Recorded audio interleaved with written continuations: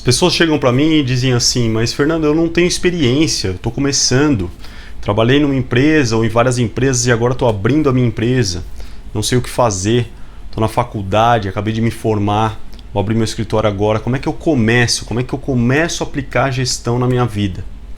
Se você é uma dessas pessoas, fica aqui que eu vou te dar o passo a passo básico para você iniciar esse processo de aplicação de gestão para os seus projetos e para as suas obras.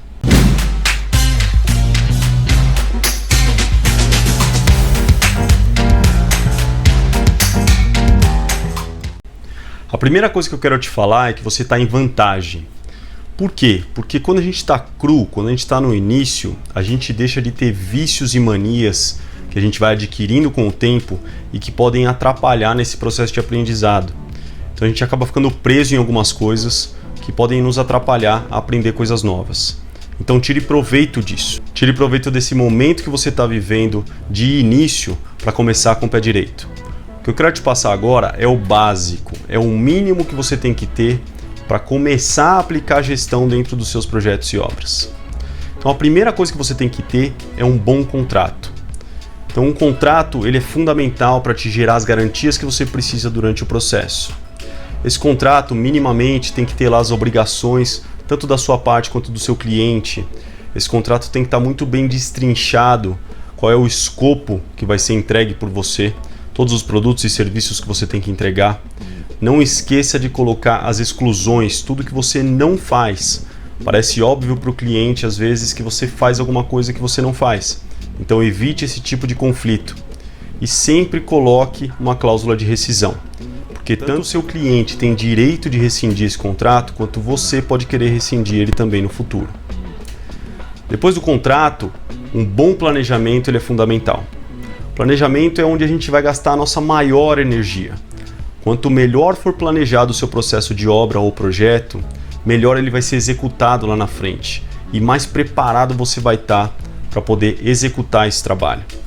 Então um bom planejamento é fundamental, coloque muita energia nisso. Esses dois itens que eu falei, eles valem tanto para projeto quanto para obra. Agora eu vou separar um pouquinho as duas coisas, porque você pode estar fazendo só projetos ou estar fazendo só obras. Se você estiver fazendo processos globais, que envolvem tanto a parte de desenvolvimento de desenhos quanto a execução da obra depois, tudo isso vai fazer sentido para você no final. Quando a gente estiver falando só de desenvolvimento de projetos, existe mais um item que completa esse pacotinho básico para você poder fazer gestão. Esse item são as aprovações de algumas etapas primordiais durante o processo.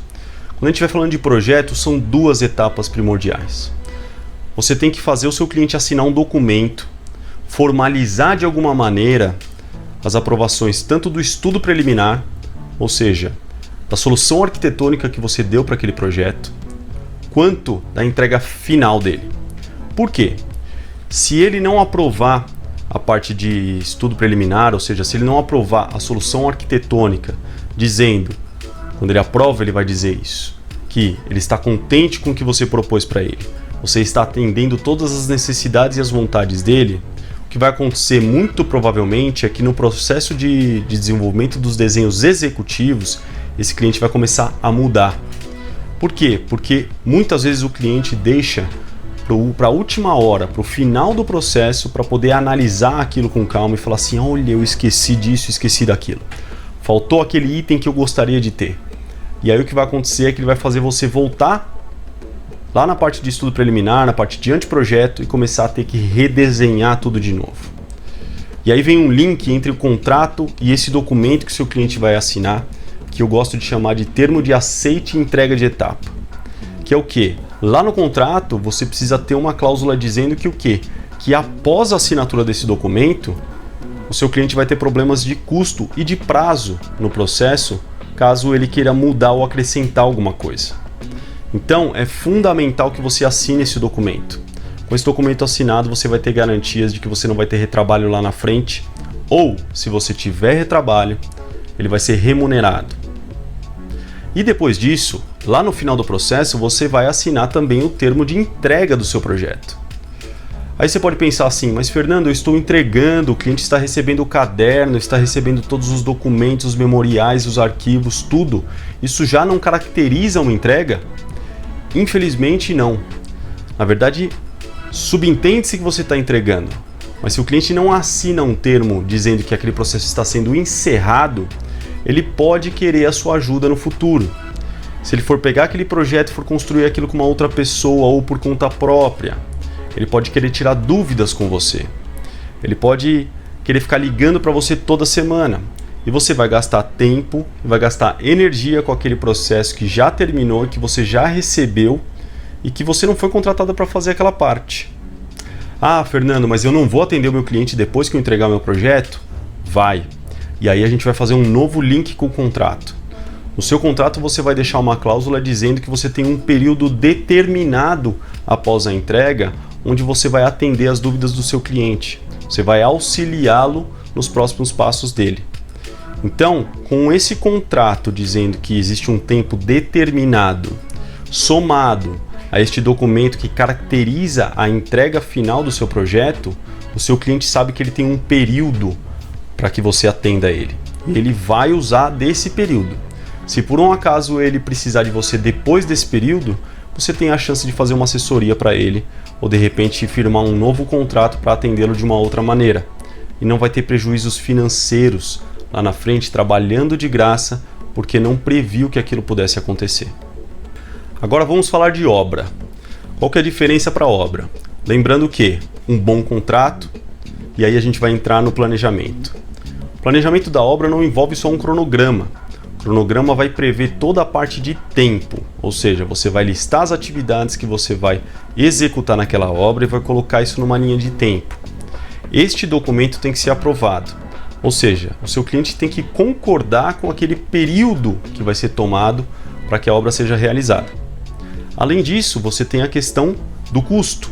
Então, quando a gente está falando de obra, a gente tem que fazer um levantamento de custo global daquela obra, ou seja, material mais mão de obra. Este levantamento, esta planilha, ou seja lá qual formato que você vai escolher para apresentar isso para o seu cliente, tem que ser aprovado por ele. Então você tem dois documentos a serem aprovados logo de cara, que é o planejamento, cronograma, ou seja, o prazo da sua obra, e a planilha estimativa de custos. Por quê? Porque o seu cliente tem que estar ciente de quanto vai custar e de quanto tempo aquilo vai demorar. Lembrando, sempre trabalhe com margens de segurança. Nunca faça um cronograma muito apertado. Nunca faça uma estimativa de custos sem lastro. Sempre coloque algumas porcentagens de gordura. Com isso você vai ter menos surpresas e menos decepções lá na frente.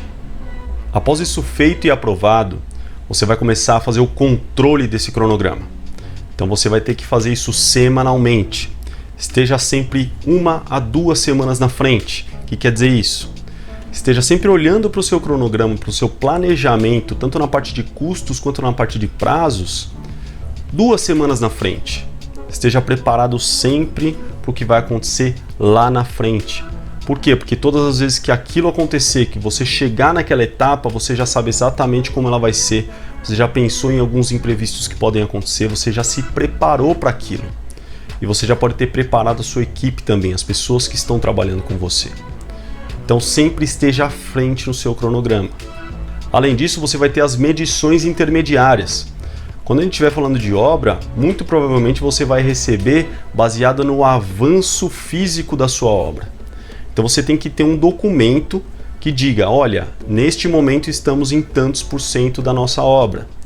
Isso vai acontecer periodicamente, pode ser toda semana, pode ser quinzenalmente, pode ser mensalmente. Mas você tem que ter um documento que controla esse avanço e onde você vai poder provar para o seu cliente que aquilo está acontecendo e ele vai poder te pagar por aquilo. Ao final do seu processo de obra, você também tem que ter um termo de entrega. Ou seja, você vai lá e vai assinar um documento com o seu cliente, vai ter que fazer uma vistoria em todo o local que foi construído ou reformado, ele vai ter que concordar com toda a execução que foi feita, com todo o acabamento, com a finalização daquele processo e vai assinar um documento dizendo isso. E esse documento vai comprovar que você entregou a sua obra, que você vai receber a sua parcela final e que aquilo está entregue e entra em garantia. Muito provavelmente quando você estiver falando de obra, você tem que ter um pós-obra, você tem que ter uma garantia para o seu cliente de que se algo aconteça, você vai estar lá para poder auxiliá-lo. Mas e aí, será que terminou o nosso pacotinho básico de gestão de obra? Não, ainda não. Existe mais uma etapa. A última etapa é o lições aprendidas. Ou seja, você vai fazer uma retroalimentação do processo. O que é isso? É um debriefing.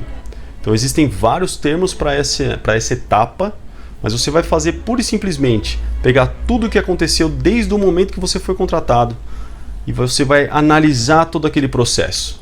Você vai perceber quais foram as coisas boas que aconteceram, o que você acertou, o que você errou, e a sua atenção vai estar sempre no que você errou, porque é aí que você vai aprender. O ser humano ele só se desenvolve na adversidade. A gente só cresce e aprende quando a gente está fora da nossa zona de conforto, quando a gente está fazendo alguma coisa que a gente não sabe fazer e a gente erra com aquilo. Então essa é a hora, esse é o momento mais valioso do seu processo se você está começando. Se você está lá no início, está começando a aplicar a gestão de projetos e obras na sua vida profissional, no seu negócio, no seu escritório. Então você vai pegar todas essas informações, vai coletar e vai fazer uma lista de lições aprendidas, uma lista de coisas que você errou e você vai pensar assim, como eu posso fazer isso diferente? Como eu posso da próxima vez estar mais preparado para que isso não aconteça? O que eu poderia ter feito antes para que isso não ocorresse? Então, as lições aprendidas, a etapa de lições aprendidas é a mais valiosa, vai ser assim para a sua vida inteira, mas se você está começando, ela é muito mais valiosa agora, porque quanto mais você aprender, mais você fizer esse processo de lições aprendidas, mais rápido você vai crescer. E com tudo isso que eu falei para vocês, gente, tanto na parte de projetos quanto na parte de obras, você vai ter a oportunidade de montar portfólio. E com o portfólio, você consegue cobrar melhor pelos seus serviços e assim sair deste momento de início, de inexperiência, de começo, onde nem sempre a gente é valorizado, mas que é uma fase importante, necessária para que você dê o próximo passo. Eu sou Fernando Prieto e eu estou aqui para te ajudar a gerir os seus processos de projeto e obra na metade do tempo, dobrando assim o seu faturamento. Se você gostou desse vídeo, deixa aqui embaixo o seu comentário e o seu like. Essa é a única maneira de eu entender se o que eu estou fazendo aqui faz sentido para você.